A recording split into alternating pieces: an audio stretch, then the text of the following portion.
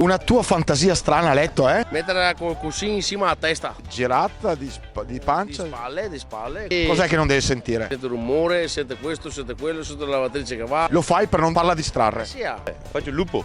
Tu fai È il lupo. e serve per Chi si ricorda? E fare presto, fa un minuto, guarda, siete a aspettare così. Siete stati là alla lunga. Spostare la mutandina, fare così da. Rumori strani, ma entrani. il cuscino in Questa testa. casa, esatto. Leccargli i piedi. Penso sia la cosa più introversa possibile. Ah, introverso.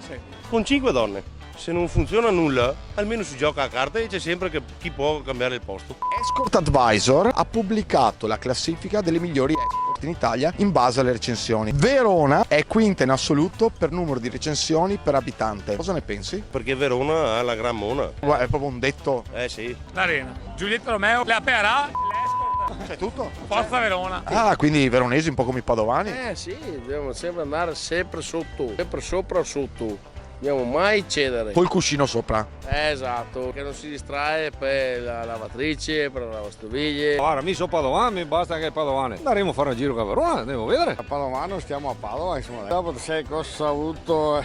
Le robe che costa tutto.